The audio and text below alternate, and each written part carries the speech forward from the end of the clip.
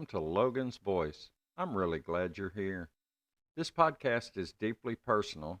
It's my way of keeping a promise to speak out, to share Logan's story, and to help other families who are facing the nightmare of addiction, overdose, or loss. Every episode will dive into different aspects of this crisis, the human side of it, the messy, painful, hopeful, real side that doesn't get enough attention. And today we're talking about something that runs underneath all of it: stigma. Stigma is like a shadow that follows people who struggle with addiction and mental health. It distorts how they're seen, it isolates them, it silences them, and sometimes, like in the case of my son, it kills them. I know that sounds heavy, and it is, but this isn't about hopelessness. It's about clarity. It's about change. And if you've lost someone, if you're in the fight yourself, or if you just want to understand this world better, this episode is for you. What is stigma? Really?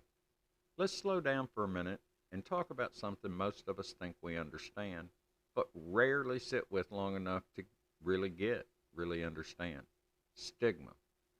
Now, we hear that word all the time. It shows up in news reports, in healthcare discussions, in mental health awareness campaigns. But what does it actually mean when we say someone is stigmatized?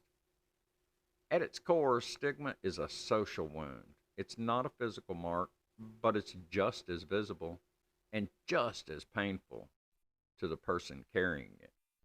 Stigma is the shame society attaches to people because of something they experience or live with. And in the case of substance use disorder and addiction, that shame is absolutely brutal. It follows people into emergency rooms, into courtrooms, their job interviews, classrooms, treatment centers, even into their own homes. It's not just what people say, it's how they say it. It's the eye rolls, the whispered comments, the tone that says, ugh, one of those. And sometimes it's just silence. It's people turning away, avoiding the subject altogether. When it comes to addiction, stigma says, you did this to yourself. You're not trying hard enough. You don't want to get clean. You're dangerous, unreliable, dirty. Let me pause right there for a minute. Dirty? That one always gets me. I've heard people describe someone as dirty if they've used drugs recently. Can you imagine that? Reducing a human being to the word dirty. Nobody says a cancer patient is dirty while they're in the middle of chemo. And nobody says a diabetic is dirty because their blood sugar is out of whack. But someone struggling with opioids, substance use disorder, suddenly it's not a disease anymore. It becomes a character flaw. It's a reason to push them aside, to dismiss them, to dehumanize them. That's stigma. And it doesn't just come from strangers either. Sometimes it shows up in families. Sometimes it comes from people who genuinely love you, but they're scared or ashamed or just don't understand what addiction really is. They use language that hurts because they don't know what else to say. I've been guilty of this myself. I've said things in moments in fear and frustration that I wish I could take back. You want to shake someone you love and just say, stop. But when you learn what they're really up against, when you learn how addiction hijacks the brain, you realize they can't just stop.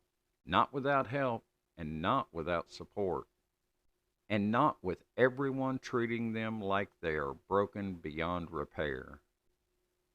There is another layer to this, and we don't talk about it enough, and that's internalized stigma. That's when the person who's struggling starts to believe that the world tells them is true. It's not just they think I'm worthless, it becomes I am worthless. And that That is one of the most dangerous places a person can be. Because when you believe you're broken, when you believe you don't deserve to be helped, you stop reaching out. You stop trying. You retreat deeper into the thing that's hurting you. You feel like you've always been judged and sentenced. So, what's the point? I saw this in Logan. Not all the time. He still had fire in him, he still had joy, still had love, but I saw that shadow creep in his eyes, in his words, in how much he didn't want to be seen sometime. Like he wanted to disappear, just avoid the shame and disappointment he thought we were feeling, his family. He once said something to me and it hit me like a gut punch. He said, I know you love me, but you don't respect me. He was wrong. I did respect him. I respected how hard he fought, how honest he tried to be when he could. But that was his internalized stigma talking, the belief that he was nothing more than the worst thing he had done. Can you imagine carrying that weight? And here's the kicker. Stigma doesn't just live in personal interactions. It's baked into our systems. In healthcare, where people are turned away or treated as drug seekers. In criminal justice, where punishment is prioritized over treatment. In media, where people who die from overdose are simply painted as cautionary tales, not human beings with stories, families, dreams, and value. So when we say we need to fight stigma, we're not just talking about being nice. We're talking about saving lives. Because stigma kills. It isolates. It shames. It pushes people further into the shadows where overdose and despair wait quietly. And it doesn't stop with the person using. It spreads to the people who love them, families, parents, siblings. We feel it too. We feel it in the way people avoid talking about it, in the looks, in the silence that falls over a conversation when you mention addiction or overdose recovery.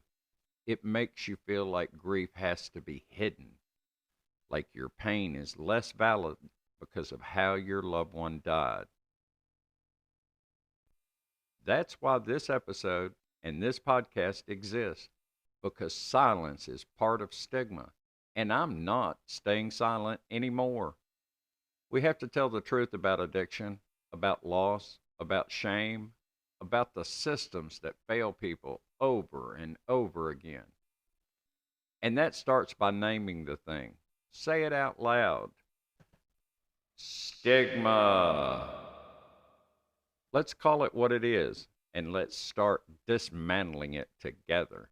Let's talk about how stigma hurts, not just in Logan's story, but beyond. I want to be really honest in this part.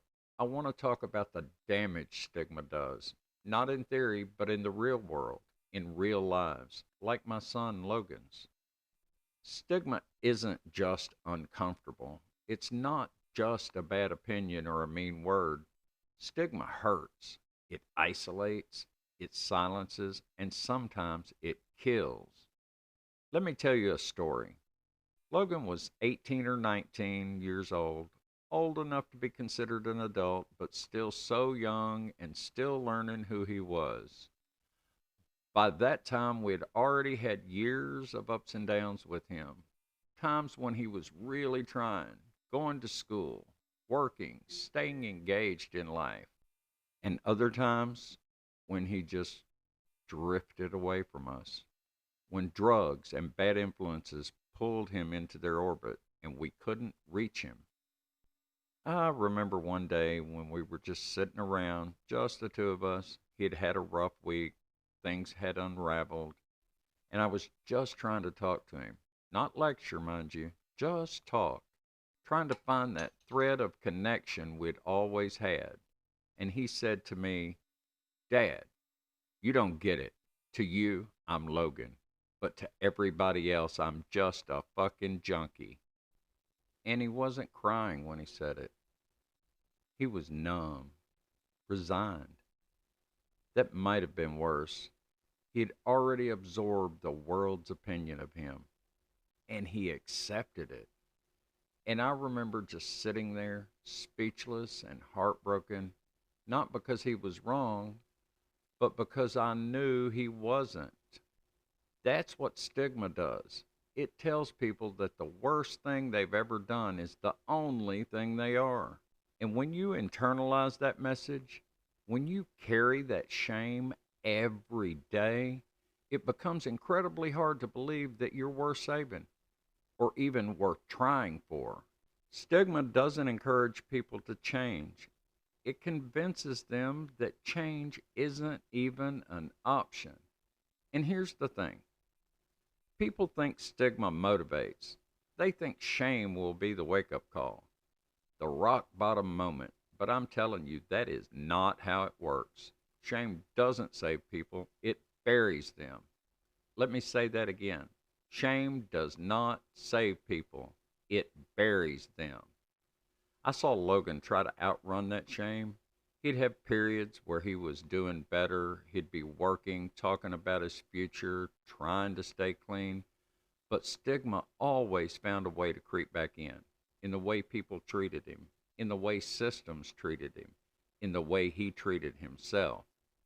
Even when he was sober, even when he was fighting like hell, he still carried this look sometimes, like he didn't believe he deserved the good moments, like he was just waiting for the world to remind him that he was broken. And that breaks me because I know Logan wasn't broken. He was struggling, he was sick, he was trying to get better in a world that didn't make space for his kind of pain. The stigma didn't just affect Logan either, it affected our whole family. There's this shame that sticks to you when your loved one struggles with addiction.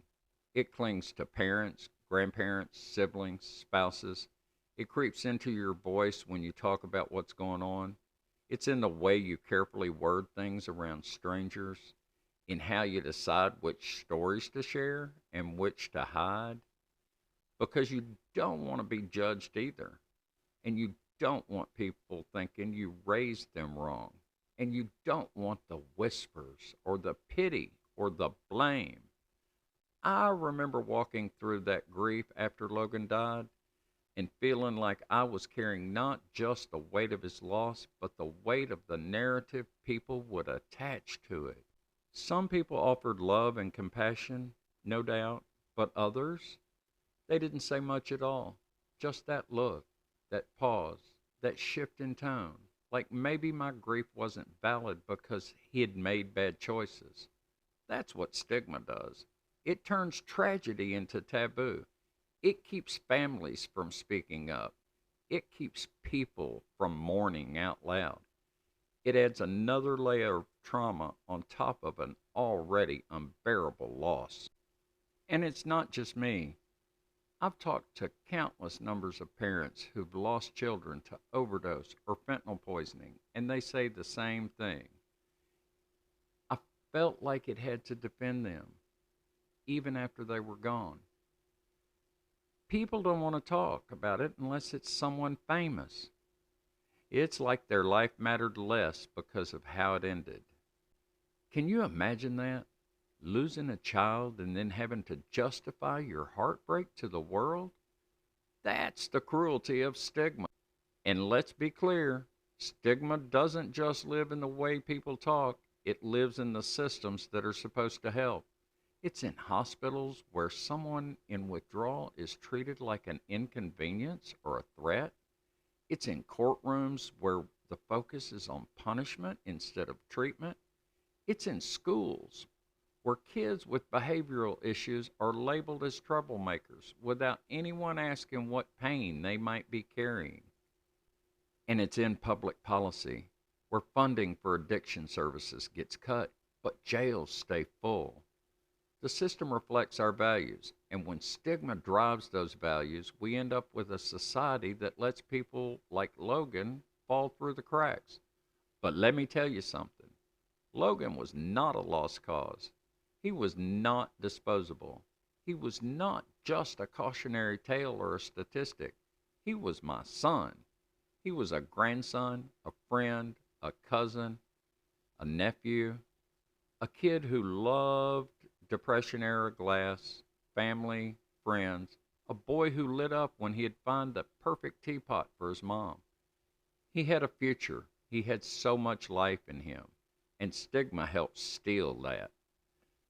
So if you take one thing from this episode, let it be this: we cannot fight the overdose crisis without first fighting stigma. Because until we start treating people like people, even when they're struggling, we will keep losing them. And I don't want another parent to feel the way I do. Addiction is not a moral failing. Let's say it right from the start, and let's say it with our whole chest. Addiction is not a moral failing. It's not weakness. It's not laziness. It's not bad parenting. It's not a lack of willpower or discipline. And it's sure as hell not a reflection of someone's value as a human being. Addiction is a chronic, relapsing medical condition, a disease, a real one, just like diabetes and just like asthma, just like cancer. And it deserves to be treated with the same seriousness and the same compassion and the same urgency. But I know that's not how the world treats it, is it? The world sees addiction and still jumps straight to blame. Why doesn't he just stop? She brought this on herself. He chose that life. Let's unpack that. When someone with depression dies by suicide, we don't say they chose to die. We understand that their illness clouded their thinking, stole their hope, and distorted their reality. We talk about how we need more support, more access to mental health care, more compassion. But when someone dies from an overdose or fentanyl poisoning, suddenly the conversation changes. They knew the risk. Well, that's what happens when you play with fire. Let me be very clear. That double standard is deadly because the science, the actual medical science, tells us that addiction changes the brain. It rewires the way a person experiences pleasure, motivation, memory, and decision making. Over time, the drug becomes necessary just to feel normal, just to function, just to avoid the crushing sickness of withdrawal. At that point, it's not about getting high anymore. It's about not being in agony. So when people say, why don't they just stop? The answer is because they can't. Not without help, not without support, and definitely not with everyone around them piling on guilt and shame like it's going to magically fix the problem. Let me give you a real world example. If you were walking through the grocery store and saw someone having a seizure, you wouldn't stop and say, wow, maybe they should just stop doing that. You'd call for help. You'd drop to your knees. You'd respond. But if that same person collapsed in the parking lot from an overdose, would you hesitate? Would you wonder first if they were worth saving? That's the question stigma puts in people's heads.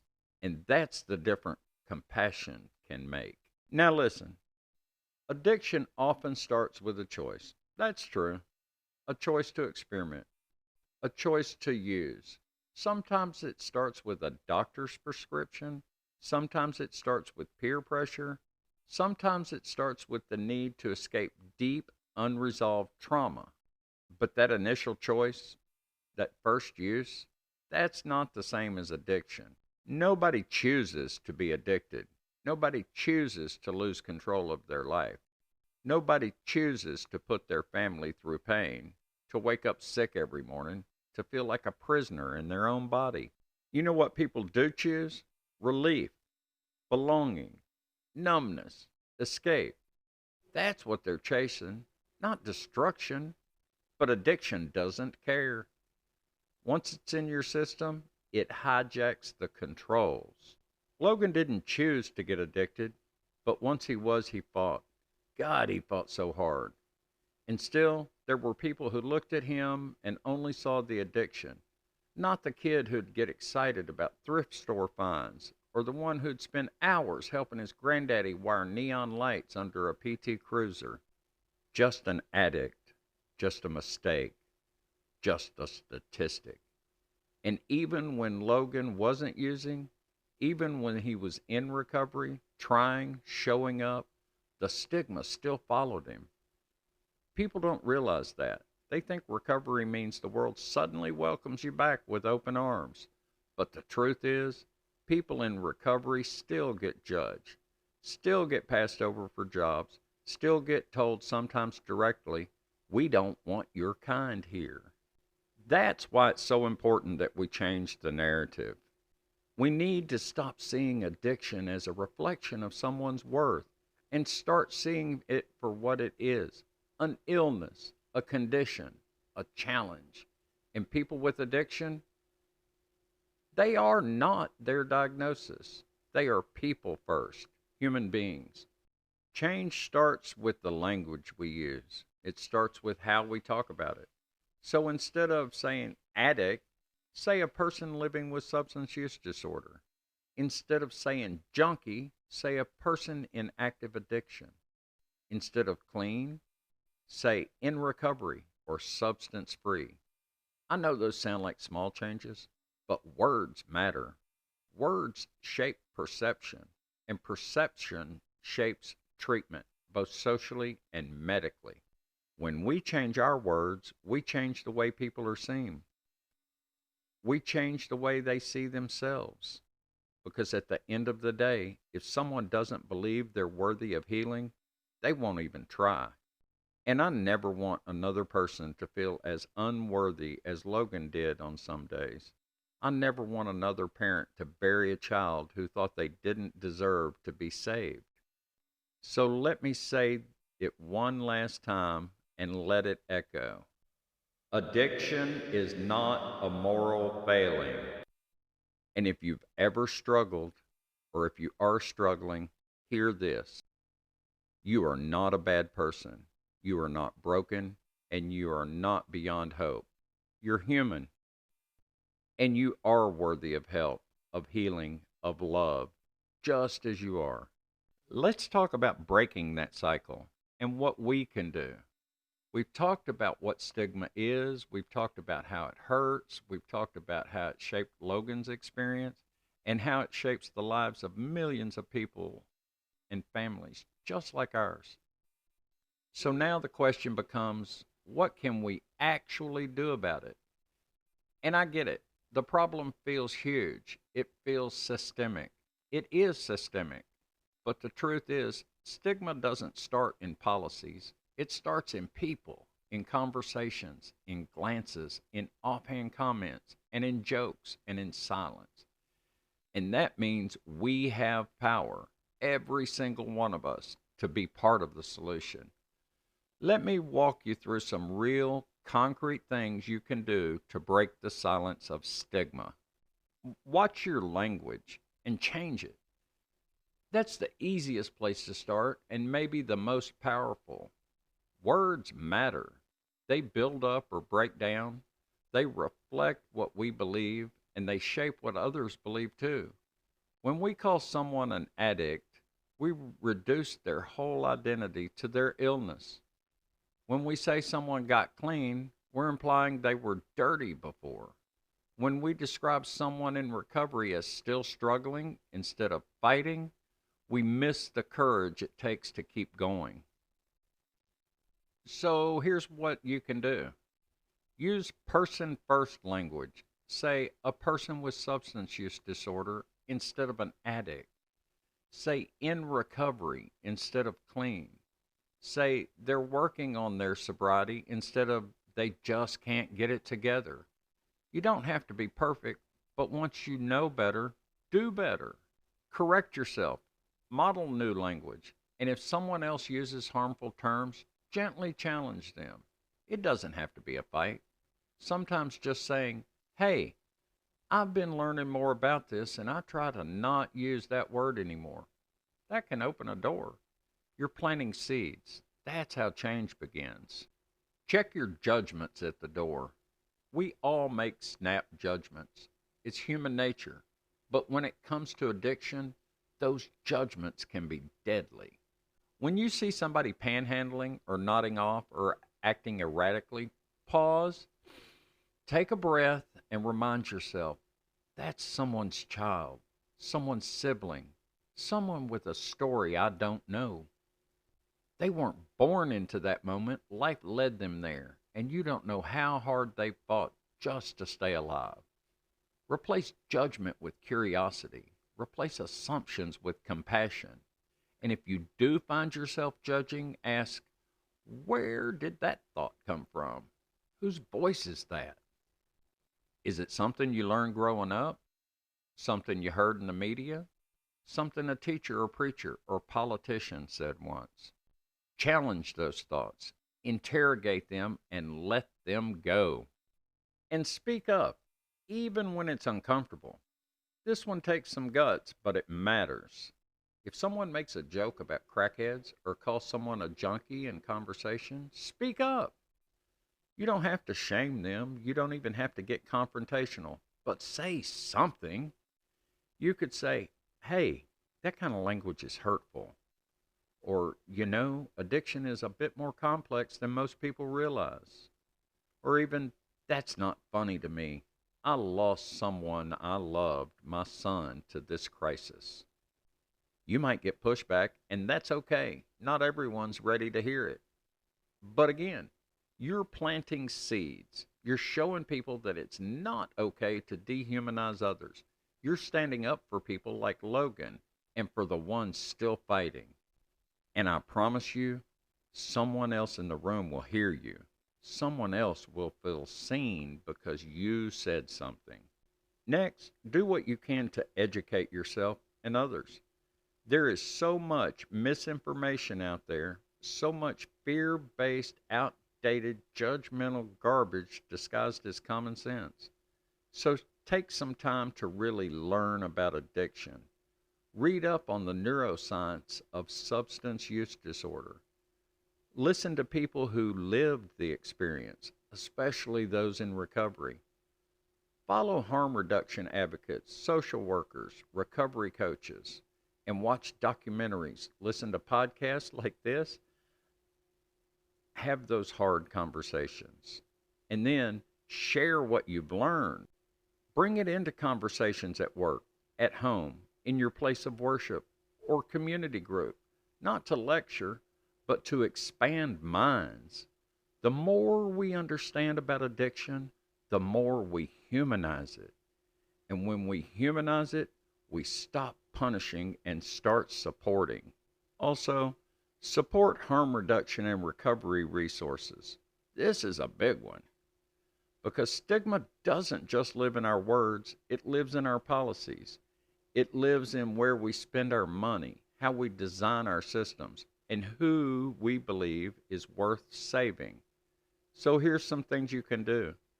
Support local organizations that provide harm reduction services like naloxone distribution, overdose prevention. Advocate for treatment over incarceration. Vote for leaders who believe in investing in mental health and addiction recovery. And donate to or volunteer with groups that support people in recovery. Housing programs, food banks, peer support groups. Show up at community meetings. Write your representatives. Use your voice. Because real change, it takes more than sympathy. It takes action. It takes showing up for people in the ways that actually help. And be in a safe place. I can't stress this enough. If someone in your life is struggling, whether they're using now or trying to recover, be the person they can talk to. Be the one who listens without fixing, the one who loves without shaming, the one who doesn't flinch at the truth. You might not have all the answers, but your compassion might be the reason they don't give up. And if you've lost someone like I have, please don't carry that grief alone. Find your people, find your support, speak their name, share their story, let the world know they mattered. I was fortunate enough to find Hope Movement Coalition here in Arkansas, a group of warriors standing together to fight this crisis. That's what I'm doing this podcast for. That's why you're here listening, because we have to be louder than the shame. Change starts with awareness, but it doesn't end there. So I'm asking you, from one human to another, choose compassion over judgment. Choose conversation over silence. Choose action over apathy. You may not be able to save the whole world, but you can make your little corner of it more humane, more honest, more loving. You can change how one person feels when they're at the lowest, and you never know, you might be the thing that keeps them going. Let's be the reason someone believes in hope again. Let's break the cycle, one word, one choice, one moment at a time. If you're still with me, thank you. I know this has been a heavy episode, and honestly, there's no way to talk about stigma without feeling the weight of it. But if there's one thing I hope you're taking with you right now, it's this. There is power in choosing to see people fully, especially when the world chooses not to. Every time you resist the urge to judge, every time you speak up for someone, every time you extend compassion instead of criticism, you're breaking the stigma. You're part of the shift. And we need that shift desperately, because here's what I know. Logan didn't die because he was weak. He didn't die because he didn't care. He didn't die because he was selfish, reckless, or broken beyond repair. He died because addiction is a monster, and stigma made it harder for him to reach out for help, because the world didn't make it safe for him to tell the truth about what he was going through. Because even when he was trying, there were too many voices in his head and outside of it telling him he wasn't worth saving. But he was. He was worth every moment of grace, every ounce of compassion, every second chance. And so is everyone else who's still here, still fighting, still trying. Even if they fall, even if they relapse, even if they push people away, they are still worth it. That's the message I want Logan's name to carry. Not shame, not silence, not some cautionary tale that gets tucked away in the dark, but truth and love and voice. That's why I named this podcast Logan's Voice, because he can't speak it anymore. I will, though. And maybe by telling his story, someone else will recognize their own. Maybe a mom will understand her child in a new way. Maybe a teacher will offer a student a little more patience. Maybe someone who's using right now, who feels like the world's given up on them, will hear this and think, I still matter. Because they do, and so do you. And to the fighters out there, if you're in recovery right now, or still in the thick of it, please know this. I see you. You are not your addiction. You are not your worst day. You are not the names people have called you. You are not the shame the world tries to hand you. You are still becoming, still learning, and still healing. And that is enough. You don't have to prove your worth. You already have. So keep going. You're not alone. Not anymore. And here's a quote I'd like to share with you. It says, when you can't find the light, be the light. And that's what I'm trying to do with this podcast. To be a small light in the dark, a voice for Logan, a voice for those we've lost, and a reminder to anyone who needs it that shame doesn't get the final word. Love does, truth does, we do. So if something in this episode resonated with you, please share it, post it, email it to someone who needs to hear it. Start a conversation with your family, with your coworkers, with your kids. You have more power than you think, and you never know. Your voice might be the one that makes someone feel seen. Your words might be the reason they take the next step. Your compassion might be the thing that keeps them going. Thank you truly for being here, for listening, for walking through this with me. This is Logan's voice, and I will keep speaking for him, for me, for all of us. I am Logan's voice. I am Logan's dad, and I will not be silent any longer. Until next time, be gentle with yourself and with each other.